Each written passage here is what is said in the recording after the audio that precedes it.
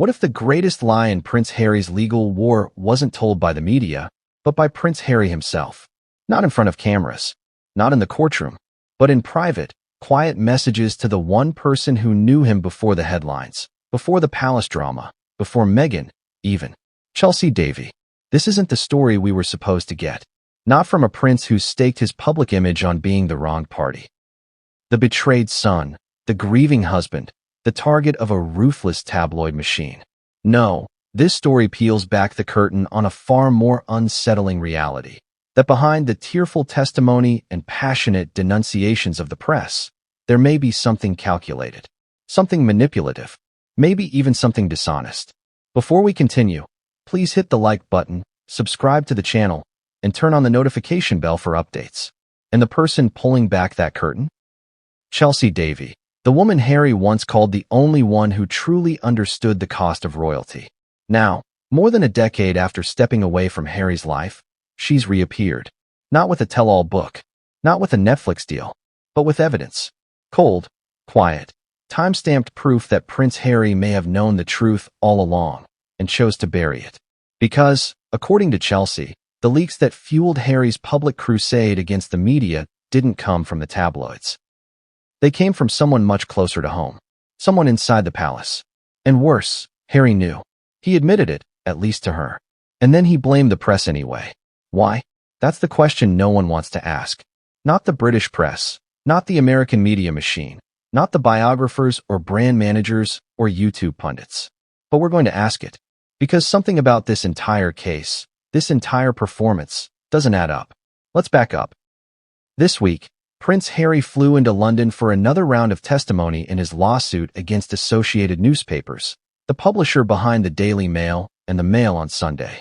It's the same group he's accused of illegally obtaining his private information through phone hacking, deception, even surveillance. A case that, if won, could have massive implications for press freedom in the UK. And if lost, well, it could unravel a narrative Harry has been building for years. He's emotional. He's clearly wounded. He speaks of trauma, of Meghan's misery, of the relentless intrusion into their lives. And in court, with cameras banned and transcripts guarded, it's hard not to imagine a man baring his soul. They continue to come after me, he says, choking back emotion. They have made my wife's life an absolute misery. It's powerful. It's painful. It's personal. But what if that moment wasn't the full story? What if, as Chelsy Davy now suggests, the truth was more complicated, more deliberate? Because while Harry sobbed in the witness box, something else was quietly surfacing. A set of screenshots, a call log, a voice note, private communications that Chelsy had apparently kept for years. Communications that suggest Harry may have privately acknowledged that it wasn't the press who leaked damaging information. It was a palisade, an insider, someone on the payroll, someone protected. And Chelsy didn't release these casually. According to sources close to her, she wrestled with the decision. She didn't want this fight.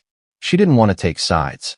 But she also couldn't sit back and watch Harry weaponize a false story, not when she had seen the truth unfold in real time. Think about that for a second. The prince who claimed the press hacked his voicemails, tracked his locations, and tormented his wife, may have known all along that the details in question came from inside his own circle. And instead of correcting the record, he pointed fingers at the media and built an entire case on that premise. That's not just misleading. If proven, it could be catastrophic. Legally, ethically, publicly. But here's the thing. This isn't about Chelsy versus Harry. It's not about exes or grudges or some petty drama dredged up for clicks. This is about the uncomfortable space between perception and truth. About the public version of a story versus the private one. Because no matter how sympathetic you are to Harry, and many people are, this moment forces a question. What do we do when the person crying victim was also the one holding the match? Chelsy Davy, for her part, has remained remarkably restrained. She's never done a scandal interview, never profited from her royal connection. In fact, she's gone out of her way to disappear from that world entirely, building a life, a business, a family far from palace walls and press briefings. And yet, when she saw what Harry was doing in court, saw the narrative he was leaning into, something cracked. It wasn't just about facts.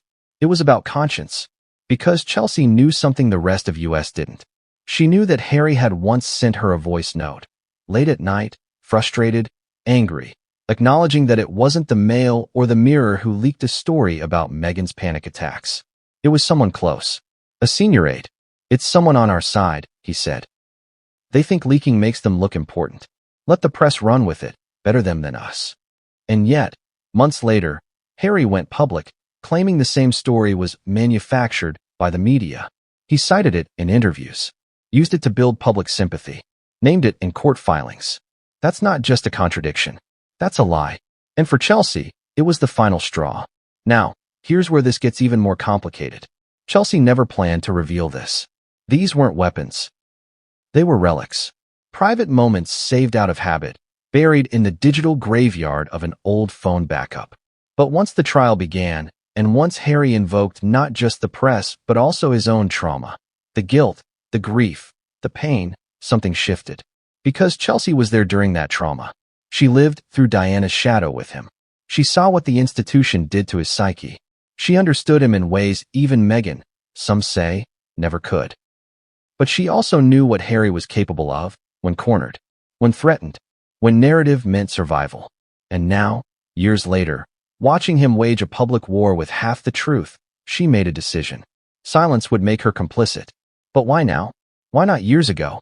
Why not when Harry first announced the lawsuits? Or during the Oprah interview? Or when Spare hit the shelves? It's a good question. And the answer, according to people close to her, is simple. Because he brought it into the courtroom. Because now it wasn't just spin. It was sworn testimony. And once you swear an oath, you're not just telling a story. You're inviting consequences. But what consequences? For Harry? For the case? For the royal family? That's what we're going to explore in the chapters ahead. Because Chelsy's evidence isn't just one screenshot. It's a pattern. A breadcrumb trail of messages, calls, and quiet warnings. Some of which date back to before Harry and Meghan even went public. It tells a very different story than the one Harry has offered. A story that raises real questions about who's telling the truth and who's playing a role. This isn't just about a lawsuit anymore. It's about the credibility of a prince who asked the world to believe him, and the woman who knew him before he became that prince. But before we unpack the messages, before we dissect the call logs, the voice notes, the arguments, we need to understand the woman behind the revelation. Because Chelsy Davy wasn't supposed to come back. She wasn't supposed to talk. And yet, when she did, she brought more than just words. She brought receipts. But what came next would change everything, and no one saw it coming. So why did he come back? After everything, the interviews, the memoir, the Netflix docuseries, why return now, to a courtroom in London, to face the very media he claimed destroyed his life? Was it pride? Revenge? A desire for accountability? Or was it something else entirely? Because when Prince Harry stepped out of that blacked-out SUV on Monday morning and walked through the steel and glass doors of the Royal Courts of Justice, he didn't look like a man chasing justice. He looked cornered, eyes down, shoulders squared, a practiced expression somewhere between defiance and exhaustion. No entourage, no Meghan, no dramatics. Just silence. And that silence said more than any statement ever could. He knew what was coming. But what he didn't know, not yet, was that someone else was already inside those walls. Someone who carried more than just a handbag and a court pass. Someone who carried history, memory, receipts. Chelsy Davy was in the building. Now, this wasn't announced. It wasn't orchestrated. There were no paparazzi shots of her arrival. No whispers through the royal grapevine. But she was there. And not just watching. Listening. Because Harry wasn't just testifying this time. He was performing. And for Chelsy, who had spent years watching Harry twist pain into PR, the act had finally gone too far. But we're not there yet. Let's stay with Monday. The press had been camped out since dawn. Barricades lined the sidewalk. Reporters jostled for position. Microphones were held like weapons, pointed toward the courthouse entrance.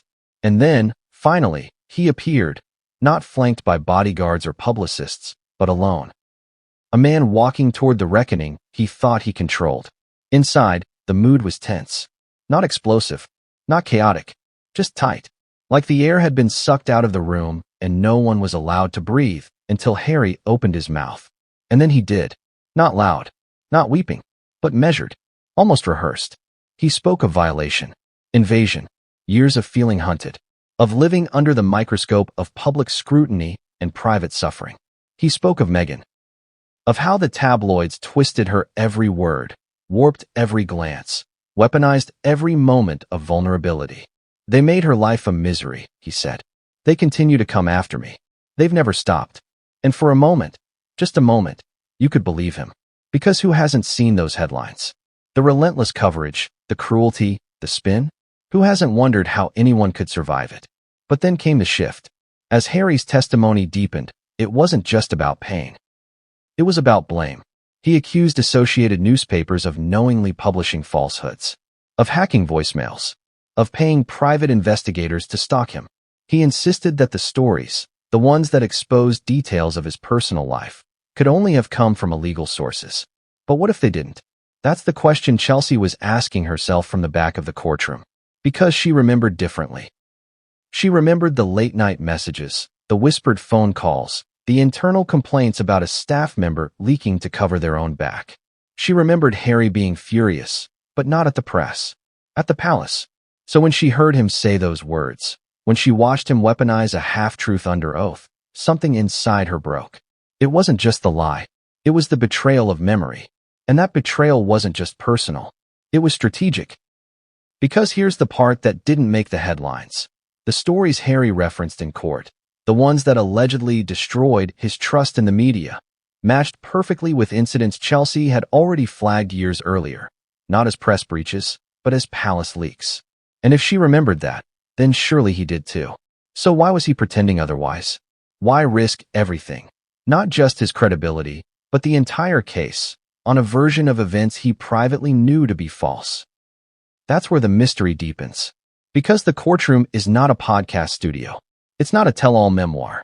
It's not a carefully edited Netflix sequence with slow piano music and moody lighting. It's a legal arena.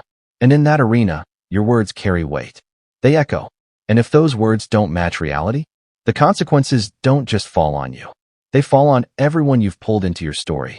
Which, in Harry's case, includes not just Meghan, but his entire family, his team, his friends, even people who used to be his friends, people like Chelsy.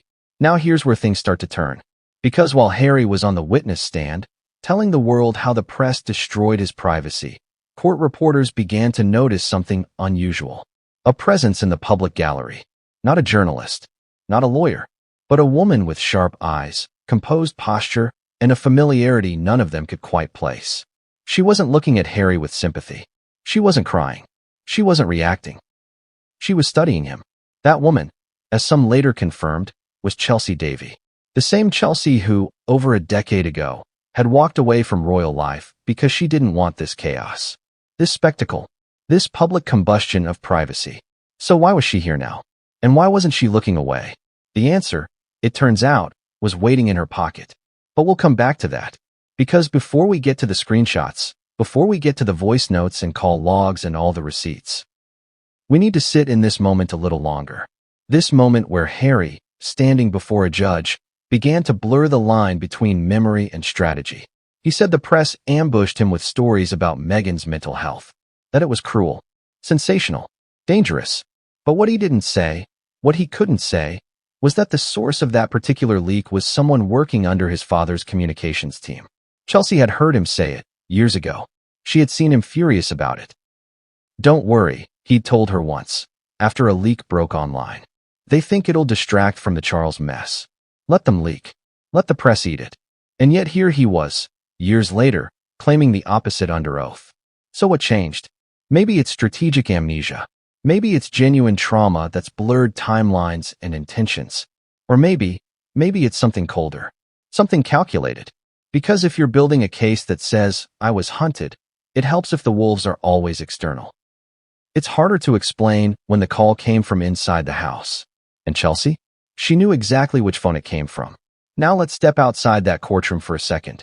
Because while Harry's words were being dissected by lawyers and headlines, a smaller conversation was beginning, not online, but behind the scenes. There were whispers that someone had come forward with material that challenged Harry's timeline, that the defense team had been made aware of contradictions, that a former associate had offered to verify the origin of key leaks. That associate, we now know, was Chelsy Davy. And what she brought with her wasn't speculation. It wasn't gossip. It wasn't innuendo. It was evidence. Tangible. Dated. Archived. Some of it was from old texts. Some from encrypted voice memos. Others from call logs that, when matched with publication dates, raised serious questions about who really disclosed what and when. But Chelsy didn't want to blow up the trial. She didn't want to make headlines. She wanted the truth to be known, even quietly, before more lies were cemented into public record. So she submitted the files privately, quietly, through the proper legal channels.